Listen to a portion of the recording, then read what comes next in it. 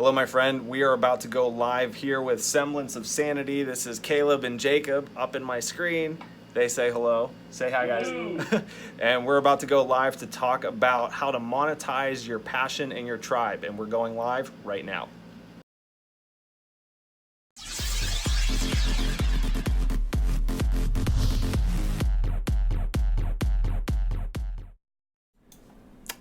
Hello, my friends. It is Ryan with reformdesigns.biz, and today I am here interviewing my friends Jacob and Caleb Wolcott, and they are from Semblance of Sanity. They have a YouTube channel that has over 48,000 subscribers, and they're making over 12 grand a month on Patreon. Gentlemen, thank you for joining us today.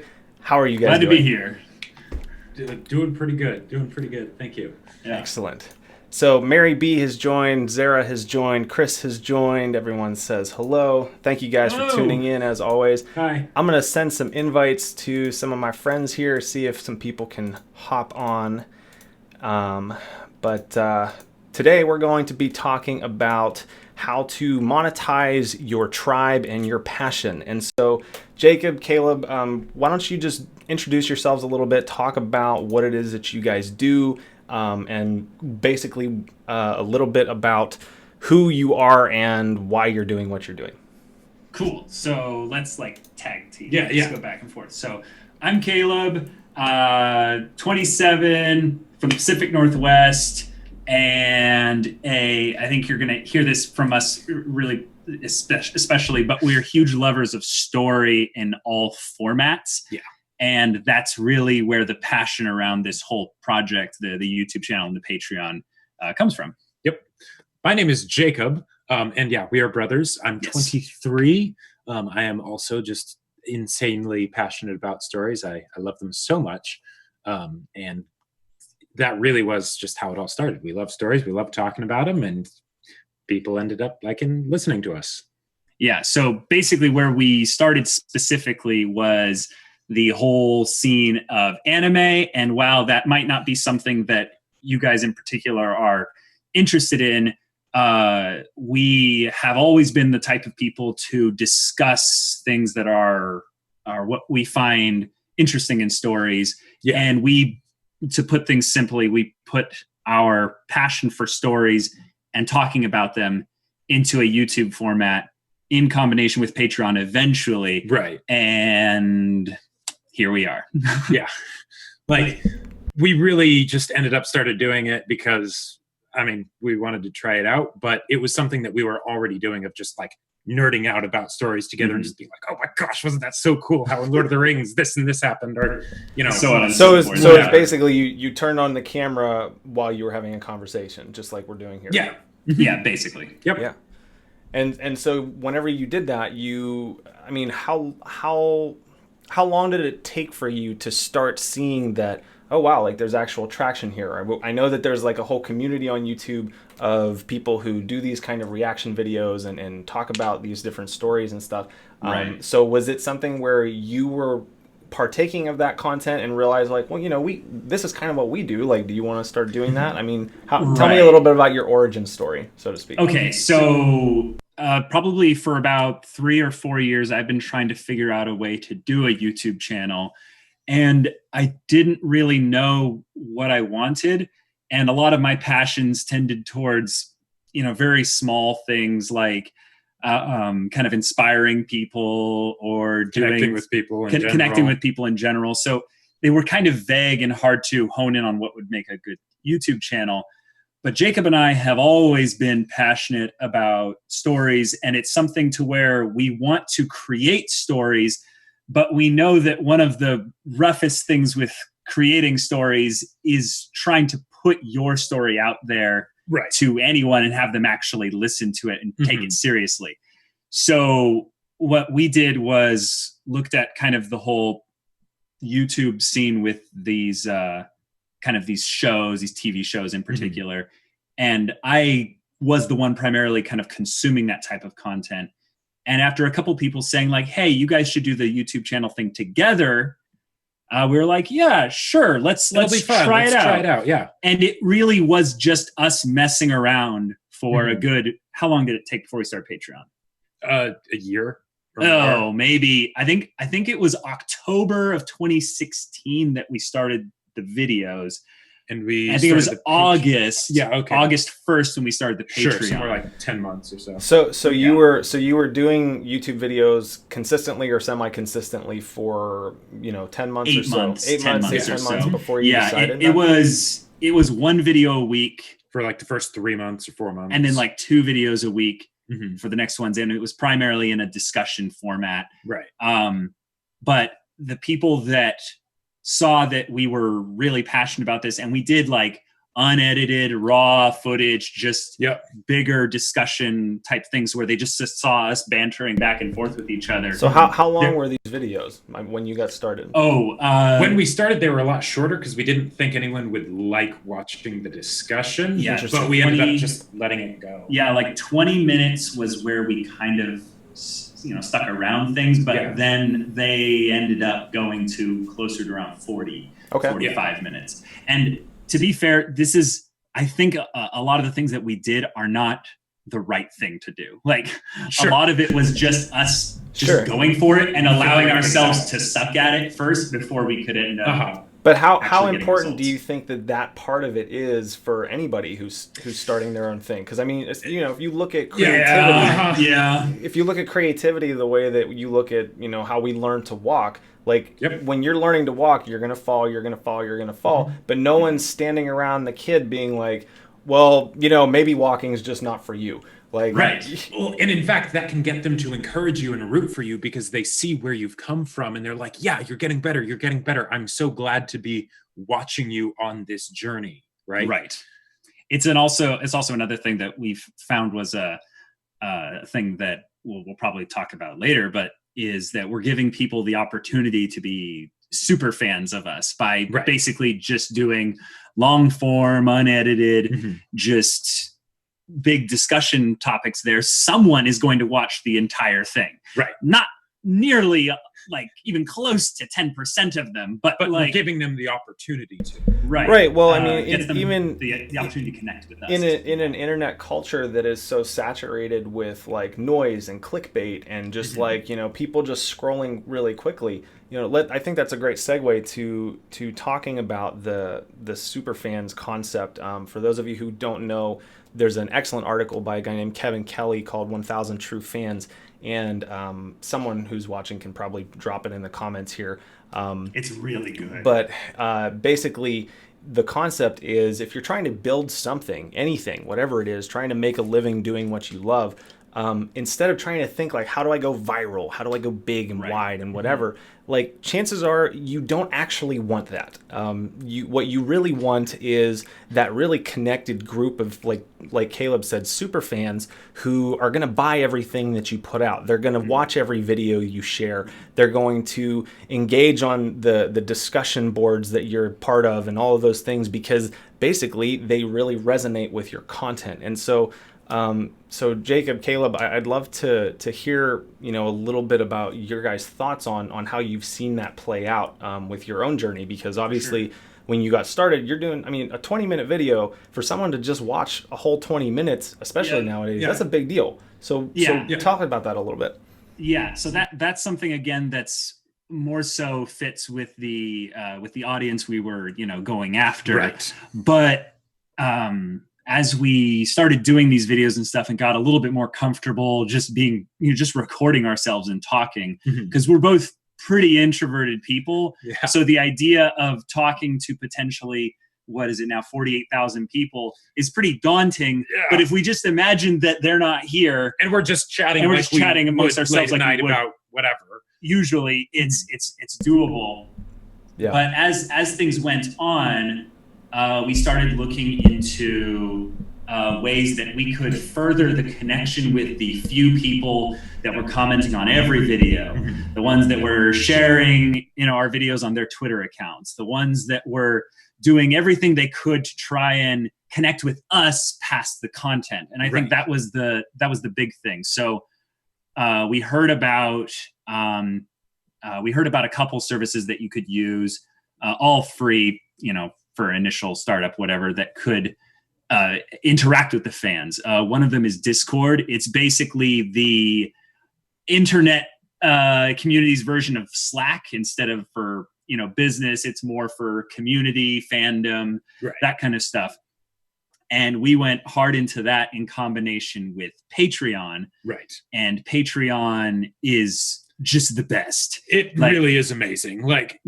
So if those of you who don't know anything about what Patreon is, you probably have an idea of what a Kickstarter is. Sure. Patreon is basically that, but for people who are, multimedia creators, artists, what have you, to garner support financially from their fans in exchange for different types of rewards. Yeah. So someone could say, offer you $1 a month in basically a pledge.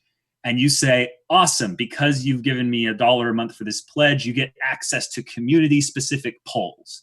And in those polls, you can help direct what type of content will come next. And it's like, oh, well, that's really cool. I get to chat with them and stuff. And we basically just structured our Patreon campaign around a format with the videos we were already making. And one good thing to bring up is that we did not come up with this Patreon strategy. We basically modeled ourselves completely after another, one of two other bigger YouTube channels that came before us doing pretty much the exact same thing, and then just did that. So we already knew it worked. We already knew what the steps were and everything like that. Yeah, it was very little personal changes that we made to the overall strategy. But I do think that you're never going to be the one going first into something. So chances are you're going in at least like second or third. Look at the other people that are winning at that kind of thing that you're doing. And just really model what they're doing, basically. Yeah. Just imitation is the sincerest form of flattery. And don't worry about, I need to differentiate myself from them a bunch at the beginning. You'll figure that out as you go. Just stick to it almost as close as you can, because if they have something that works, because that's what you as a person are going to bring to the table, just without even trying. You. So that's a good segue to my next question. We're talking about branding. This was Branding 105, monetizing your tribe and passion. For those of you who don't know, my wife and I and my team, we run a design agency, and we help people bring their ideas to life through things like branding, websites, clothing, all that stuff. Because at some point in every creative person's career, or in every business owner or aspiring business owner, you kind of get to that thing where you're like, you know what? I want to go pro with this. I want to own some kind of mark or logo or something of that sort that really is going to set me apart from the crowd. So I guess my big question is, when was it that you guys realized that you wanted to get serious about this thing and taking your game to the next level? Because if you look at your channel, you can see this trajectory of when you got started up to now. You've got your graphics all on point with, there's almost like a style that you put for all your video thumbnails and all of this stuff. And so, what was it that helped you realize, it's time to break out from the crowd? And, why do you believe your tribe supports you the way that they do? Okay, so when we first started the Patreon, they ask you, what are your milestones? So if you get this much support, you'll do this. If you get this much support, you'll do this. We put out milestones all the way up to $15,000 a month of support. And we thought in our minds, we will never, ever hit anywhere close to that. So we put outrageous things out there, and we're all about putting our outrageous goals out there for everyone to hear about them, because that's the only way they're going to happen. You have to let yourself be known for going after the crazy. Well, because then people keep you accountable. I mean, Gary Vee says all the time he's going to buy the jets. It's like, well, okay. Yeah, that's another thing. It keeps you accountable for sure. But when we started to get serious, I think was when the first month rolled in on our Patreon, and shoot, we had so many people that jumped in immediately that we were just kind of like, whoa. What's happening here? That imposter syndrome sets in immediately, and you're like, Jacob, this is happening. Right. And apparently we don't seem to be dreaming. Yeah. And when that happened, I think we basically sat down just in a room and just realized, okay, we're going to do this. Like, we're going to do this. Cause I think we decided initially that we were comfortable doing a couple videos a week and not putting, that much into it. But it was when Patreon hit that we realized, oh my God, like we actually owe it to them just as much as we owe it to ourselves to go after this 100%. So how many, just from a practical standpoint, about how many subscribers did you have on YouTube at that time? We were actually right around 10,000 when we launched the Patreon. Yeah, I think we were around 9,000 to 10,000, and that growth was fantastic. It was really cool. So Mary, she just asked in the comments, do you guys think people starting on YouTube have a harder time now than a few years ago? Yes, the main way in which you have a harder problem is that YouTube has a couple rules in place that make it so in order to get partnered, you have to hit these criteria. The compliance side of YouTube is a little bit worse, but it's actually more of a problem for bigger creators. So it's not that much harder. Right, and the thing is, way more people are going to YouTube as a primary source of entertainment than they were a few years ago. So it's just going to get better and better from the opportunity side of things. The barrier of entry just got a little bit bigger, but because we use Patreon, it's not something that we even really worry about. So, but in a way, it kind of keeps people out who just aren't serious enough to put in the work and the consistency required to maintain it long term. Well, and the consistency was a big thing, because when we actually started, we had our own business ventures that we were getting ready for. So we had already done the whole thing of working and saving up a bunch of money so that we could go after our dreams full time. Right. So we could buy our time back essentially for I think I was on a 1.5-year stint where I was like, all right, I've bought my time. And I think I had a 1.5 years left of time before I had to get serious about income again. But when Jacob got it as well, it was a little bit of a perfect convergence of, okay, we have the time, let's go all into this. And that's something I think that we were a little bit lucky on, in that Jacob and I had our mindsets in the right place to be ready for something like this. Well, but part of it too, though, is a lot of people, they'll see these success stories and they're like, where did these people come from, whatever. But almost every single one of them, I would say every single one of them without fail, if you looked at what people do and how they prepare to get to where larger amounts of people are seeing them, or even to a point where their creativity and their passion projects are sustainable financially, you'll see insane amounts of hours and hours and hours of preparation and study and mindset training and networking and whatever. And so I'm always encouraging my clients and my friends, if you want to do this stuff, you can do it, but it's a decision. It's not a feeling. It is. It's a decision to say, I'm going to put out a video a week. We just decided not that long ago that we're going to be doing these interviews once a week, Sundays at 1:30 p.m. Pacific time, barring some kind of crazy thing. Friends of mine are having to evacuate due to wildfires right now. So if something like that happens, then we probably will have to postpone, or at least not have this fun setup. But making that decision that we're going to do this so that people start associating and your tribe starts knowing, hey, there's gonna be a new video from Jacob and Caleb on. When do you guys put out your videos? Do you have some kind of schedule? Around 11 a.m. Yeah. We generally have a video up every day around 11 a.m. Okay, so and then we'll sometimes have an additional one later in the day on specific days of the week. So walk us through a little bit for people who are either just getting started or really wanting to take things to the next level. What does your content schedule look like? Did you guys sit down together and figure out, okay, we're going to do X number of videos a day, and in order to do that, this is how we have to fill our backlog of content? Talk a little bit about that. Sure. So because we were copying from, other channels that were already doing it, we had the general format of talking about a particular show once a week, as an ongoing thing. Right. And then at that point, it was mostly just what days do we want to do it? And what days do we want to record? So basically the schedule boiled down to treating it like a normal job where, from this hour of the day to this hour of the day, we record. And then on separate days, or the same day, but from this hour of the day to this hour of the day, we're editing. And I would say that for the majority of it in the beginning, because we were bad at editing, we were bad at figuring out how to, format the videos and stuff.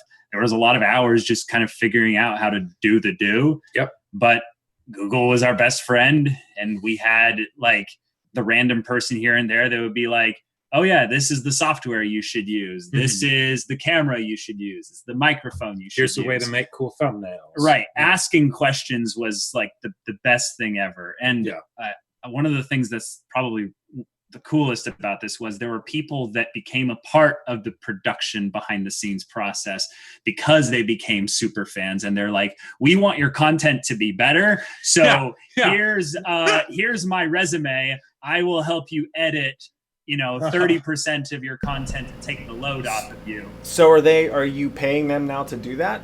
Yeah. Yeah. Okay. Yep. So yeah, we have 3 videos a week edited by an awesome friend of ours now. And he's helped us with like all kinds of things. So I think attracting those people by building your content schedule around the idea to create super fans is really important.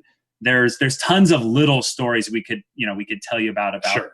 that, how that is, but I don't know if that really helps any of the people there, other than maybe, kind of inspire them and say like, oh, okay, so it is pretty crazy how this can work out, even if we don't go viral or something like that. And our early content, like we cringe just thinking about it. It's bad, right? Like, it's bad. Me too, man. Don't worry about it.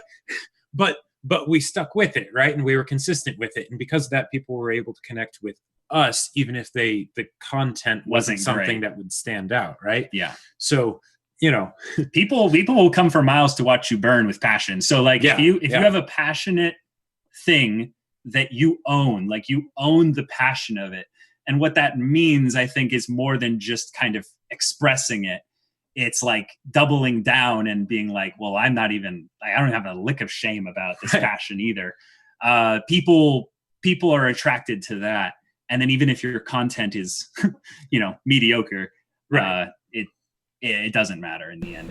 Well, and I guess a big part of it too really boils down to recognizing that all of our creative careers, all of our lives are constantly in development, and just having that mentality that you're not like trying to arrive somewhere. It's like, I wake up and I'm a creator. Like, this is what life as a creator can look like. And so I think that's that's a good segue to another aspect of this is, once you got to a point where you're like, okay, we're going to do this, how did that go over with your friends and family?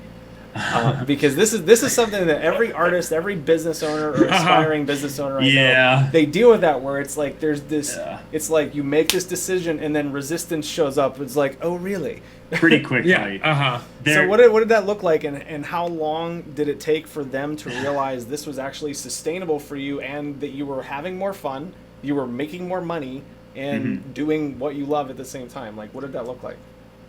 Well, it actually goes past earlier than the channel, like because we were already working towards our own thing, right? Back when I turned 24, I basically made a promise to myself that I would buy back the 24-hour day of my life. I wouldn't have any hours of that day owned by someone else. And that whole mindset, I think, put me in the right place to where we would be able to do this. And Jacob did basically the same thing, but for the purpose of being able to write your book. Right. So we had already kind of like had that conversation with friends and family. Like Jacob would just disappear for November. Like you'd just be gone. Yeah. And it's like, what is it? It's NaNoWriMo. Yeah. What's that? I'm writing. Yeah. I'm at my computer 6 hours a day, every single day. Wait, how are you making money? I'm not. Or I am, because that's what you have to make it work somehow. Yeah, exactly. So the conversation was had. I think the conversation that we had that was crazy was when we started making money. Right. And then people were like, so you're actually making money now? Yeah. And we're like, yeah. And then it became a different conversation of like, oh, but you're doing that? Oh, okay. Well, right. And it would either be something like, of you're doing that up, or right? how are you making money doing that? Right. And I think it's been a cool thing to have this happen where in the first month we had, I don't know, like 300 patrons join in the first month. And it was this huge, like, whoa moment. And that translated to like well over like $1,500 to $2,000 a month. Mm-hmm. When we hit 10,000 earlier this year, people were just like, okay. Do you think this is going to slow down anytime soon? We're like, we don't know. we're not geniuses or anything. Right. But I think that was when the conversation shifted to how can we partner with you to make this bigger than what it already is for you? And now we're working with, in some ways, certain friends or certain family members to help, do new things. So there's kind of a trial by fire you have to go through with friends and family. I think the main thing is just kind of having the guts to stick with it. And that's really hard. Like I can't deny that's a hard thing to do. And I would say sometimes you get lucky and have a really supportive family, but you're almost never going to get lucky with your friends, I think. Right. And in our case, like we were doing something where we were having fun with it. So being consistent wasn't a chore. True. So like, cause I feel like friends and family where there will end up being the most resistance is when they see you going after something, but not wholeheartedly. Right.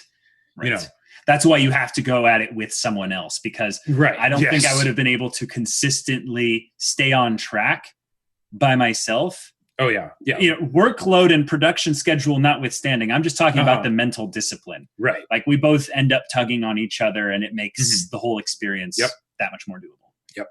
So yeah, hope that kind of answers the question there. Well, yeah, I think that the thing that people don't realize whenever they set out to do any of this in the first place is that whenever you see people who are quote unquote successful, whether they've published a best-selling book or they've got a successful YouTube channel or they're doing anything consistently where it appears that they're successful by the world's standards, a lot of people don't realize like how much time, effort, blood, sweat, and tears goes into it. They just think, oh well, they got lucky, and it's like, I feel like, at least for me, when I'm taking like much more regular, consistent action, I get luckier a lot faster. Yeah. Fortune favors the it's prepared. Weird. It's like you put in the work and then stuff happens. Stole the words out of my mouth. Yeah. So it really is just invisible preparation that's just been constantly going on. And the idea that you stop preparing is insanity. No, you're constantly preparing for the next thing by doing the do. Right. So yeah, good stuff. Awesome. So thanks for that one. We did have another question from Sean. He said, what do you think the financial benefits of one video are? Is it like views to cash, or is more of that kind of tied into your community? Because that's how I see it. Yeah. So we are kind of the wrong YouTube channel to get an idea of how to do the whole YouTube views, AdSense. Right. Because we don't monetize CPMs. any of our videos. So not through YouTube. Yeah, because we want to be compliant with fair use laws and stuff.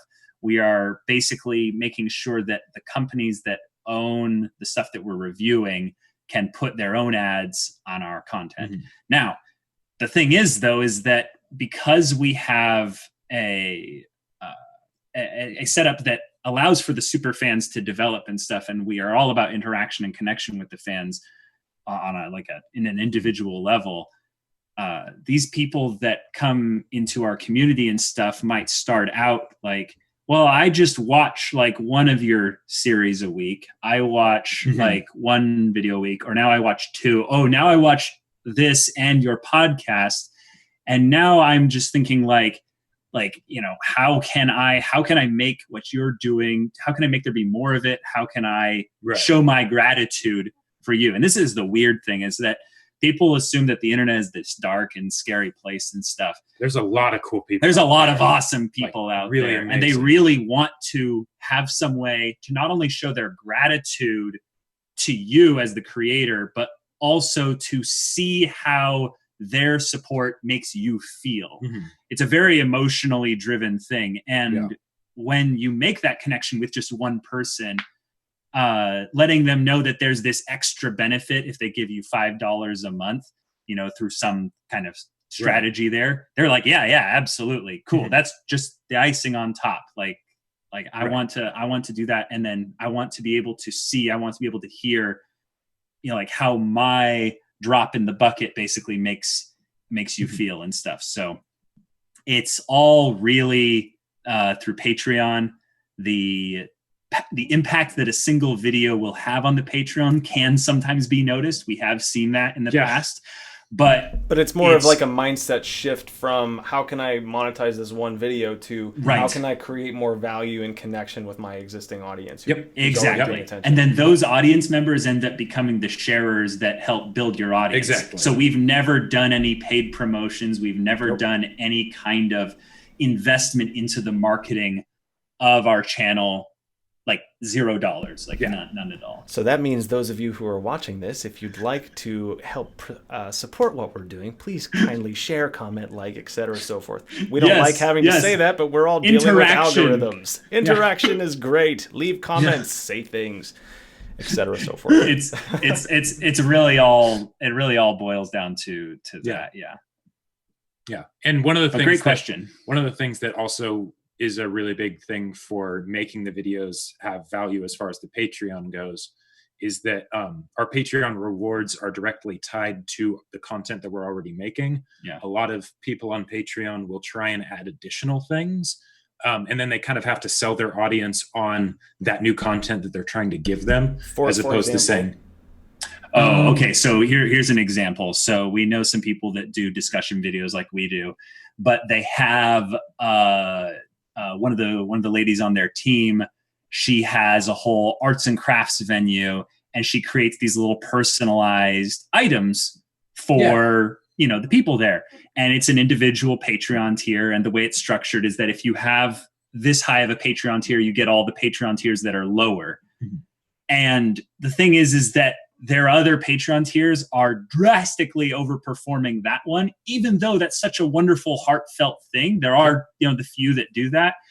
None of our Patreon rewards have a different kind of synergistic direction. Like they don't go off in a different direction from what our content all is. It's all complementary. So I guess, for example, so for me, I'm working on setting up my own Patreon right now.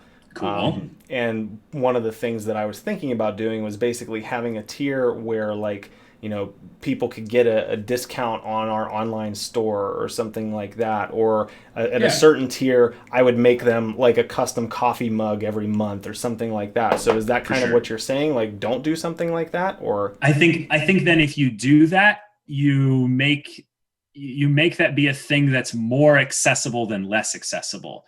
Make it so that almost every single patron has access to that, but maybe at varying magnitude. So you get a bigger discount the higher you go at Patreon, but everyone gets some discount, because there's certain levels of exclusivity you want with Patreon. But the majority of the reason why Patreon exists is not to provide an extra layer of content. It is to allow the consumers to interact with the creators. Right. So if the Patreon tier doesn't encourage that in some way, you might want to reconsider it. Right. Like our biggest staple, you know, reward tier was the $5 a month one, which is you get access to our next week's worth of videos right now. Right. So we have a backlog of at minimum 1 week's worth of content always there. And it's hard to make sure that we're on schedule to keep everything up. But once we get on top of it, we just have to keep doing the normal rate that we're already going at. And then the people that discuss around that weeks ahead worth of stuff, it's a different discussion than those that are getting everything live. Right. So people are like, oh, I want in on the early discussion. I want to connect with you guys on that stuff like now. That's probably the most brilliant tier of it all. But we have our easy access to everyone to interact with us tier at the very bottom, Right. so that everyone that supports us on any level gets that. And then we can chat with them. We can, do little voice calls and stuff. We can, just goof off and hang out with them, because odds are I'm going to be editing one day, right? And I'm going to be doing stuff there, but I could be multitasking and just chatting with 7 of our viewers. So are these people are I would say, like, the majority of them, are they for the most part like passive? This might sound negative, but I don't mean it that way. Are they more like passive consumers, or people who are wanting to do their own content? Does that make sense? Passive consumers primarily. Yeah, passive consumers mostly. Yeah.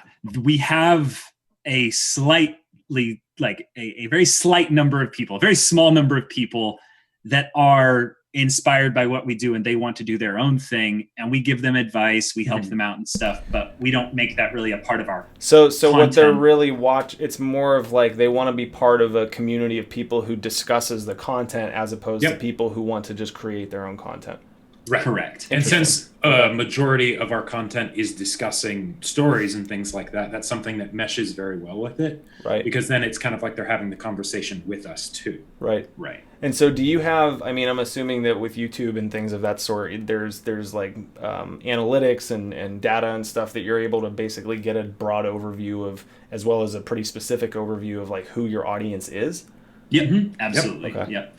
Yeah. YouTube is fantastic for analytics as well. There are services that you can get that get you deeper analytics, but YouTube's constantly improving that. So if anything they're doing right is their AI bots are working overtime to make sure that like they're tracking. They know everything about you. Yes. It's sometimes a little bit creepy. There were moments where we realized that we would get a spike in a certain type of viewers if we named the video a certain thing. We had a certain thumbnail on it. It's like, we could look into that and try to manipulate that, but we don't even bother. It's almost better off, it's especially because you when have you're a starting soul, off Caleb. It's because you have a soul. But like even then, you aren't really going to be right most of the time. So you just end up kind of making a fool of yourself every once in a while, and then maybe you get something right. I don't know. And if you're having fun, your audience is way more likely to have fun. Yeah. So yeah, they follow your passion, and then you attract those people that are passionate about the same thing, and then those people stay. So it's hard to watch someone with a smile on their face, a sincere smile on their face, without smiling too. Right. True. Absolutely. Well, very, very cool. So it's about 2:10 here. We've got about 20 minutes left. I'm working very aggressively to keep these at an hour, because I know we could just go on and on forever. For sure. So just a quick question that I have, and if any of you guys who are watching have any questions for Jacob, yes, leave them in the comments. Definitely leave them in the comments. If you're watching this live, if you could just use hashtag live, and if you're watching the replay of this at this point, just please put hashtag replay. It just helps me understand, more of who's watching what, and so that I can interact with you guys better. Good idea. I saw that. I learned that from a guy named Marcus Rideout. He's an excellent videographer and guy who has a really cool Facebook group. But anyway, cool. I guess my question to you guys is, if I'm doing these kinds of things live, I was thinking with my Patreon ones, because obviously I can't do like a backlog like you guys are doing. Right. So I've been trying to figure out, like, I've been stuck with, my finger on the publish button of my Patreon page, where it's like, what should I do for those pricing tiers, those reward tiers? And so my thought was, well, before we went live on here and a little bit after, I'm sure that there's going to be a little bit of bantering back and forth. So I was thinking, well, I could offer that tier of people, for sure, access to the content that we didn't show live as kind of one of those rewards. Yeah, that's something that some of our fans, or some of our fans, some people that we're fans of at Rooster Teeth do, which is they basically have post-show raw stuff, and then you get access to that for paying them. I think it's like $5 or something a month for all their content. Every single content piece is structured around that formula. So any kind of extra behind the scenes, more authentic, more kind of what we call kind of the unique content, because basically when it comes down to it, your content is not unique, but you are. Exactly. So if you get to show more of who you are in the content, that's good. That's good. Yeah. That's good. People are going to dislike you, obviously, but there are going to be even more people that will probably resonate with you, especially if you are focused on your passion. Right. So giving that as an opportunity is really good. So basically focus on interacting with the people who resonate with you and who champion you versus arguing with the trolls who just want to argue with you. Yeah, let them do that. They just boost you up in the algorithm anyways. Exactly. And with what you said about the like before and after type stuff, that's something that synergizes very well, because if they're here to watch your video of, you talking with people, then you're essentially just giving them more content. So yeah, cool. I think that's a great idea. It's something I've seen lots of people do when they focus around a discussion format. And the only reason why I think we don't do it is just because like we basically give it all in anyway. Right. We don't really have probably be the closest. The full lengths would probably be the closest to that, but that's in a different style than what would be considered your full length thing there. But hey, that's how you could brand it potentially, is calling it a full length tier. Sure. Well, yeah, and I mean, one of the things about recording these is I use this, you guys are familiar with, but those of you who don't know, I use a software to do these live things with the green screen and whatever. We're not actually in a cartoon right now. I'm in a green screen room in my office, in my studio. And so, one of the ways that I'm able to do this and stream it live is with a software called OBS, Open Broadcaster Software. I think you can go to that at obsproject.com. There's definitely a learning curve, and I've been doing media stuff for 20 some years, so I kind of understand it, but there's tons of tutorials out there. So if you're wanting to do your own thing, I know Mary, if she's still watching, she's a full-time musician. She's I think she just left for her European tour. Mary, if that's true, please drop a link below so people can connect with you on YouTube. But she's been using OBS, and it's an excellent software. There's so much you guys can do nowadays to get the word out about what it is that you do and do it in a unique way. Jacob and Caleb are doing something that, like they said, they've had all kinds of people that are like, wait, you're making money doing what? And if you're passionate about something, like, just go for it. As long as you're not hurting anybody else, and you're doing so in a way that adds more life and creativity into the world, what do you have to lose? I mean, it's going to be work, but you're working anyway. So just something. It's not work if you're having fun. Exactly. So, okay. Well, that's we've got about 15 minutes left. If any of you guys are watching, have any questions, drop them in the comments below. How about you guys? With the last 15 minutes or so here, do you have? I hit all the questions that I had and that we had from the audience. So if there's, I would say, are there any pointers that, like, if you could go back and start over, what would you do differently? So for anyone who's watching who either has a channel now and it's not performing the way they want it to, or they're just getting started, like, what are the tips that you would recommend to keep in mind? Specifically, I think we got a lot of the philosophy stuff as to how we would keep doing this about 4 or 5, maybe even 6 months in. But if we had that even earlier, that would be a little bit better. We have kind of some tenets that we rely on and stuff. Were you going to say something different? Just that don't take yourself too seriously. Yeah. because when we started out, we're just like, hey guys, we're just trying this out. We're goofing off doing this thing that we love doing. And if you like that, awesome. Right. But because of that, we wouldn't get stressed about it if there was one particular video that didn't do well, or, whatever. So we would get a lot of negative feedback also when we were trying to play up who we thought people wanted us to be. Right. There was a certain aspect of the type of content we're doing where there's some kind of some performing, But when Jacob and I just comfortable and began being ourselves, things got a lot more positive. Yeah. But yeah, I'm with Jacob in the not taking yourself too seriously. This is something that for a lot of people might just end up being a hobby. But I'll tell you, if this is something that makes your soul come alive, like there's that thing, like maybe was it Mary? It was music. That's the thing you're going to do anyway. Why not let the rest of the world essentially have the opportunity to get to connect with you through that passion? And I think that's awesome. Another thing that we would have done is been less like nervous around telling other people about it.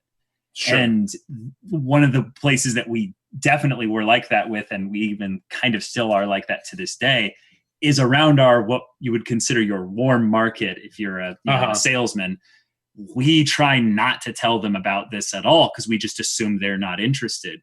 And it was once we got, I don't know, about 25,000 subs, people were coming to me being like, I found your YouTube channel. And it's like, oh, and really? We're like, oh crap. Like, no, okay. All right, cool. But it's like, wait a second. You're Clark Kent, but if I take the glasses off, you're Superman. It's like, oh, no, I don't have this massive YouTube channel. Right. And with that whole kind of experience going that way, we could have relied on each other for support and, been more bold about it. But I think that's basically it, other than the four things that kind of were our the thing that kept us grounded in what we would continue to do no matter what happened with the channel. And those were unique, infinite, consistent content. Essentially, we can boil these down into the things that make it what it is. You have unique content, means that we have to be willing to be ourselves, be vulnerable. We're what's going to be unique about it. Right. Our content is just because it's the internet, it can't be that unique.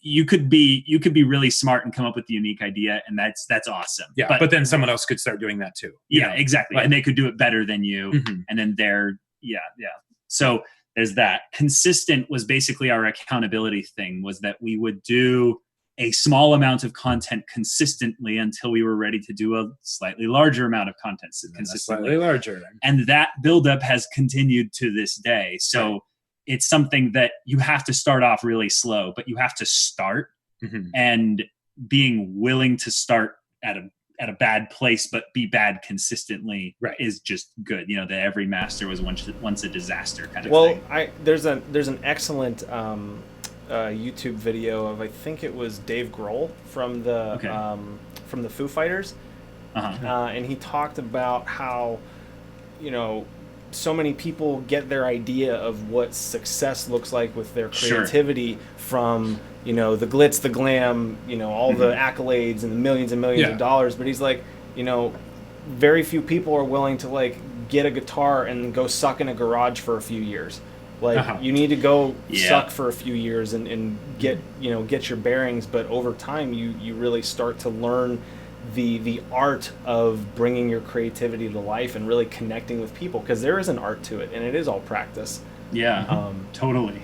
So like that was a very humbling thing for me, was just my whole fear of failure got beaten into the ground like over and over and over again, because like what do you mean by that? We would just mess up and do like dumb things and stuff, and and some of the people in our community will poke fun at our earlier content.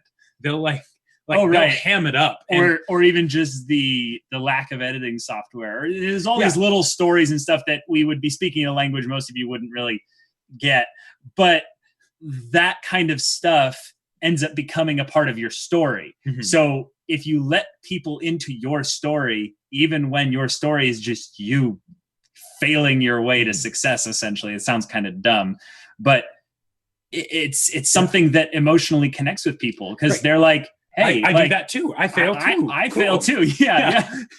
I can be bad at something for a while. I don't have to gain value for myself off of my victories. It helps them dream, because they say, okay, come on, if these geeks can do it, maybe I can do something like that too. Maybe anyone can do it. Right, and so even in a way, like the people who might end up being haters because they don't understand the content or whatever, like some of them will probably go on and do their own thing because they'll be like, For well, sure. if these guys can do it, I can do it. I mean, I've had so many people that I've told point blank, like, believe me, if I can start a business and do all this stuff, you can. Like, so much time and effort and trial and error, but people are so much more willing to help if you're just willing to ask questions and you know, look up to and go connect with people who are doing what you want to do, and just send them a quick message or leave a comment on one of their videos and say, hey, you know, here's what I'm struggling with, like, what are your thoughts on that? I mean, it's amazing that, like you said, there's so many people nowadays who are looking for authentic connection if you're just willing to, like you said, just get started. So very cool. Connection is just huge in this whole process. So you were wrapping up with you said unique, consistent, infinite, consistent, and then talk about infinite. Infinite. Okay, so this is something that we realized when I was wanting to do like ultimate frisbee stuff, or like some of our other favorite YouTubers and things. Right. And we saw basically that they had a problem where they would run into a creative wall because they couldn't come up with enough unique content, or even they couldn't come up with enough content to keep their viewers interested. Right. And what we realized is that we were trying to go too focused, too detailed, and we'd end up running out. We'd have a finite amount of content. So go more broad, go bigger. And we came to stories. Stories is our thing. Like, we would be known that if that was our goal, to be known as the story guys. Right. We don't want to be necessarily known for other things, but with stories, you literally have an infinite amount of content to, build off of, because people will always be telling stories. People will always be interested in stories. It's a fundamental aspect of our being, is to, share stories. I mean, that's what all social media is, guys. Like, social media is just an experience of sharing your story with other people's stories and creeping on other people's stories and vicariously living through their stories, maybe even sometimes. And like in our case, because like one of my other favorite YouTubers, they would do like, they talk about stories, and it'd be like one video per story. And you could tell when it was like all their favorite stories they had already talked about. And then it's like, okay, how do they find new stuff? And so in our case, we'll talk about it like episode by episode, so we can get all into the details, and we don't have to worry about like making videos faster than stories we enjoy are coming out. For sure. Yeah. So be willing to go deep into that. Yeah. And the other thing too is that if you have people watching your content who like the stuff that you're already putting out, chances are they're going to like other similar stuff that you can find out ideas just from your audience. I mean, I do that all the time, where if I finish a book that I'm reading or something like that, because I read obsessively, I'll just ask my audience, like, hey, what are some really great books that you're reading lately? For sure. And it's an awesome opportunity to not only read new books and connect better with people who are kind of on a similar journey, but it is that infinite content aspect where, if I wanted to do book reviews or something as a YouTube channel, it's like this, like you said, story is, if that is the main thrust of whatever it is that you're creating content wise, you never run out of content. No. So no. Awesome. And then it's just you growing and that, and then the final one was content, in that we have to actually like have something that is something in addition to us. Yeah. And I think that was maybe the tough thing, was we would prefer if it was just us, just discussing something. But we... So for example on that. Yeah. So if we're say analyzing a particular show, right? There are the people that will watch all our analysis stuff, right? And just regardless of the show, right? But for most of the people that are initially brought into the channel, it'll be because they're looking for people to talk about this specific thing. Right. And then from there, they'll get to our channel, they'll listen to what we have to say about it. And if they like it, then they might continue watching more of our stuff to see what we think about these things. Because they're like, these guys these guys, we talk on the same wavelength. We're on the same page. They're going to search for the content. They're not going to search for you initially. So you have to have something out there that's tied to an already existing market. Oh, okay. So like if you wanted to talk about cryptocurrency, for instance, a subject, exactly. Each story has a subject that is really the thrust of the point of the story, and so as long as you have the story, you share your story in relation to that subject. Exactly. Yeah. Because that's where they can tie it, so that it's not just I go to this person for cryptocurrency stuff, but rather I can get connected with that person on the other side of the screen, and now I go to them for just whatever they're going to talk about. Right. It's a way where you could see it as like the storefront.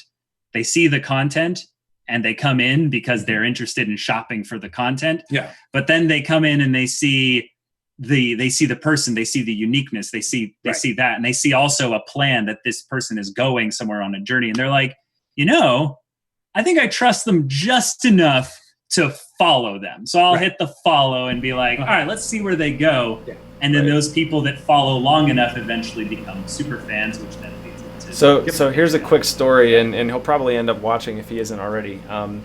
But we have a good friend named Brent who a number of years ago we were putting out regular content, and Caleb, that's actually how you and I connected.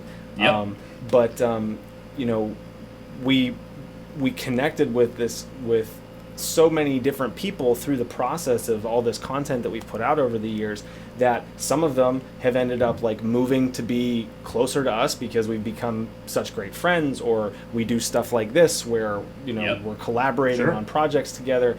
And so you really, if you're building your own thing, like you never know where it's going to go.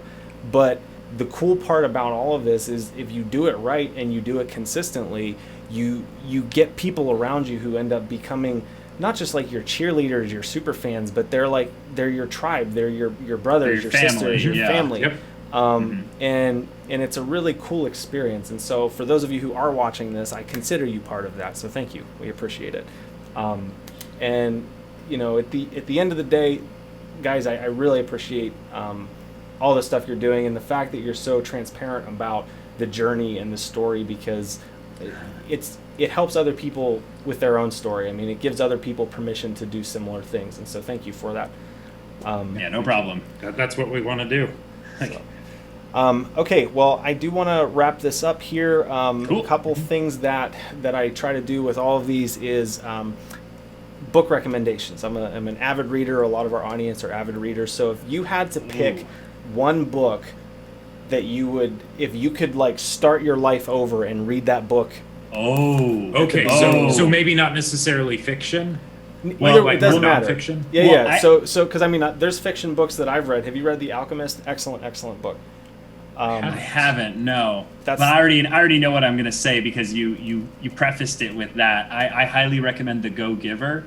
Mm-hmm. The Go-Giver is a fantastic. By who? Fantastic. I don't remember the. Okay. All I remember really is short. It's 100 pages. It's got a red cover. It's like you look up The Go-Giver, you'll find it. It's the only one. It's super popular. Yeah. But this is a book that's a parable of taking down the idea that the go-getter philosophy is where you want to be in business and just in life. Mm-hmm. It really ultimately comes down to being the go-giver. And the book is a very cool parable story as to why.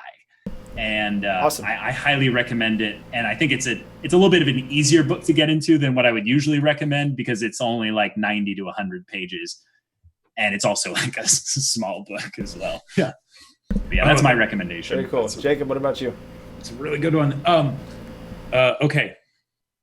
Okay, so Lord of the Rings and the Silmarillion, because, and that's, I get that it's fiction, but like, it gets your imagination going. Yeah, it gets your imagination going. The idea of a story and the fact that this entire world, like not everyone can be Tolkien, he was all about that world building. And he spent his whole life creating it, but that from someone's mind, they can create something so big, so vast, so like household name type stuff where, the world is essentially this self-perpetuating, organic, growing expanse. Well, I And think it I all saw started that in they're. someone's head. I think I saw that Amazon is talking about doing a series. For a quarter of $1 billion, they just bought the It's gonna be rights. so good. Just the rights for it. Well, I'm reading. I'm about. I think my Kindle says that I'm like 10% of the way through Lord of the Rings right now because I bought the trilogy. I Gotcha. finished the Oh, Hobbit yeah. a number of months ago, and I've like made this commitment to myself. I'm like, I'm gonna get through this. I want to get through this series, and so it's taken me a little while to read like all of the names and the places, but I've had the same experience, Jacob, as I'm going through. I'm like, strictly as a writer myself, like I'm like this is like insane levels of imaginative. Yeah, he was a detail. linguist. He wasn't right? he wasn't an author. A novelist or something. Don't look at Tolkien as what you should do as a writer. For any anything. fiction writers look at this because he spent way too much time on it, but because it was something that he was passionate about, it became this amazingly huge thing. Yeah. Right. Well, like you said, it's a see that. self-perpetuating organism that not only now it's creating jobs for people, it's creating lifestyles for people. It's creating all kinds massive of story or experience. world. Right? Just because this guy, had a crazy idea about a world and wanted to dream and go there to his land of make believe. Mm-hmm. Kind of crazy to think about it. What was that last part? Oh, I was saying it's kind of crazy to think about, that all that spawned from one story. Basically, what we now know is the Tolkien estate only exists as an entity with, buying power and stuff because one guy decided to write down his crazy imaginative stuff. Wow. Very cool. Yeah. Well, that's about all I've got for you guys today. I did have one other thing that I usually ask people. Do you have any software or software recommendations, like things that you guys use that are, as a creator, that are really indispensable? Yeah, Adobe After Effects and Premiere Pro are your best friends if you are a video creator. I think you could really do an entire YouTube channel on even just one of those pieces of software. They exist. Yep. They exist. I know. And the thing is that like you might look at it and go like, that's like a big deal kind of software. It might be hard to kind of get into and stuff. And yes, there's a huge learning curve, but it's more like it's a treasure trove where you're constantly going to find new little tricks and things on how to do stuff. And there are other types of software out there that might be cheaper or what have you. Well, there's even stuff on mobile devices too. Say what? I said there's a bunch of stuff on mobile devices now too. Like, I mean, totally. if you've got an iPad or an iPhone, there's one called Videoshop that's excellent. There's another one called Videorama, GarageBand, iMovie. A lot of these, especially if you're just getting started, like just play around with them. Like don't look at it like I need to be successful and I need to make money and I need to grow 50,000 subscribers. It's like make one video. And then make another one. And then make another one. I know so many YouTubers that just use iMovie. I kid you not. I know so many. And here's something pretty crazy. When we started out, until we actually started the Patreon, up through 10,000 subscribers, right? We were editing our videos on YouTube's online clipping software. Good for you. That's awesome. Yeah. So that is awesome. There is no shame, no minimum barrier of entry as far as equipment that you use and stuff. It's so true. You would be shocked what you can do with so little. Well, that's a really good way to wrap it up, guys. I mean, I tell people all the time, don't get so caught up on I need to get more gear or I need to be perfect or do what you can with what you have where you're at. And if you just adopt that as a mindset everywhere you're at, like it changes everything about your life. So true. Because so many other people, they're caught in this. I would even say it's like a poverty mentality of I don't have enough, or I'm not ready, or I can't get started, or there's not enough room for me in this space, or whatever. It's like you just get started. Like there's so many people who are out there who are willing to share how they got where they're at, and so you guys have done that in an amazing way today. I really appreciate it. Thanks for having us on. This was really fun. It was great. So let's talk about real quick where people can find you. So we have just Google Semblance of Sanity, right? If you Google Semblance of Sanity, you'll get all our videos and stuff. Yep. YouTube.com/semblance of sanity. Twitter.com/semblance bros, because we couldn't get Semblance of Sanity. Even just SOS bros, all one word, like. Yeah, that'll do it. That'll do it. The other bit is, if you want to check out our Patreon and see how we've structured it, I recommend. I highly recommend not only looking at our Patreon, but you can go to the site Graphtreon and just look up popular Patreon channels out there, and they have it all categorized and stuff. You will learn some crazy things about how creative people are making tons of money by building communities through Patreon. Like, you would be surprised. Like Ryan, do you know who Philip DeFranco is? I know of him, but okay. He built his entire company basically around Patreon. Yep. And he is, I think, the number 2 Patreon person there, and we're talking like 6 figures a month. Yeah. Like, Patreon level of support. And he's not like the one and only. Mm-hmm. Like, there are some really cool things you'll find out. Well, and so what I think the real takeaway is to, again, look at what people who are successful on the platform are doing and emulate it, because there is a science to it. There really is. There really is. Oh yeah. And odds are, so like, Mary, for instance, is going into music and stuff.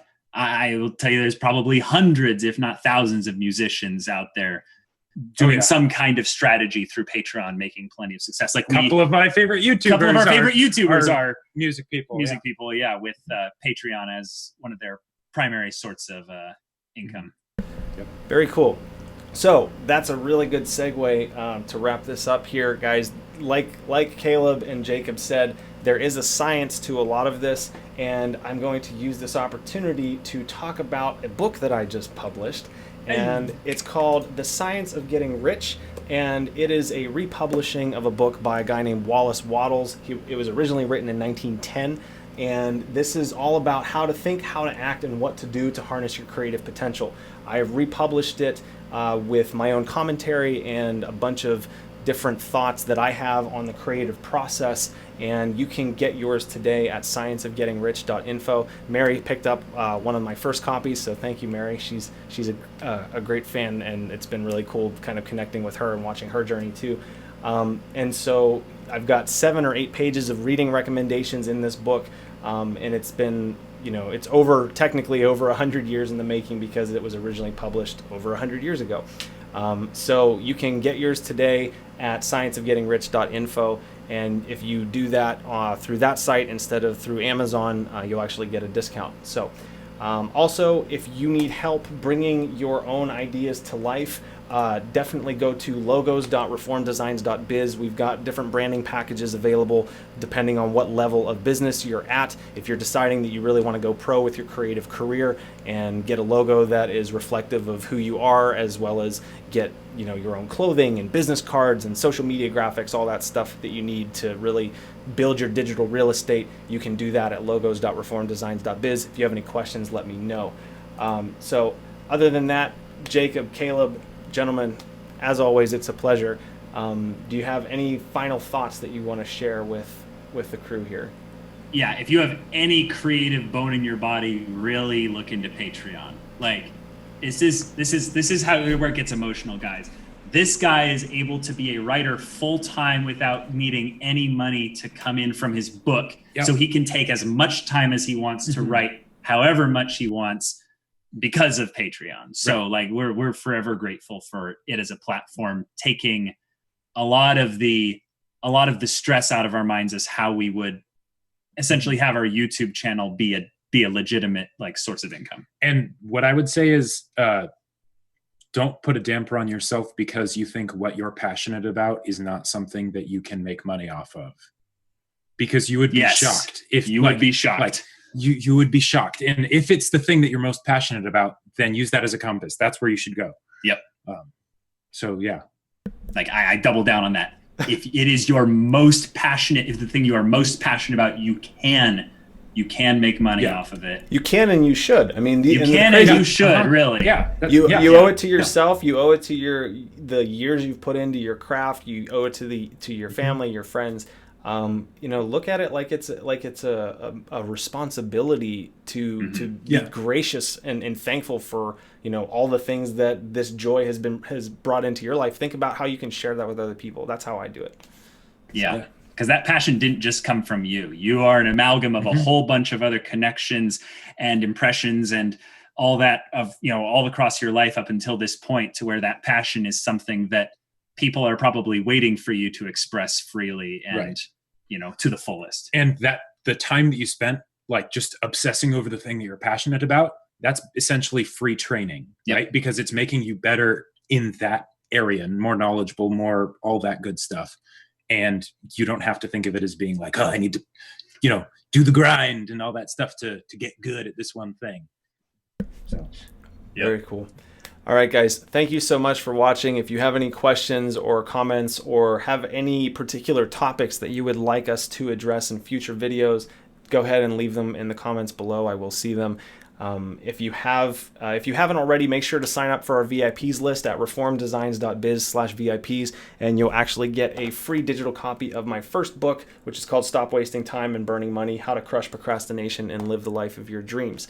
You'll also get a free workbook that goes along with that, so that you can really hone in on your passion and figure out the things that are distracting you and keeping you from the achievement of your goals. So you can do that at reformdesigns.biz/VIPs.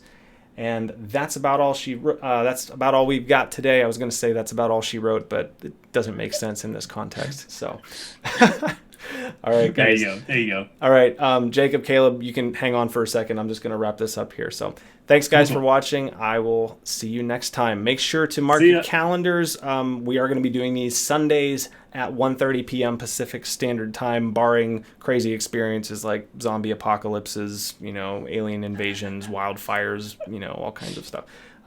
But next week, we're going to be talking with my friend Craig. He is a full-time illustrator and podcaster. He just came back from the San Diego Comic-Con, and we're going to talk about all kinds of creative things and what it looks like to bring your ideas to life and monetize them, because why not, right? So anyway, that's next week. I will see you guys soon. If you have any questions, let me know. Cheers.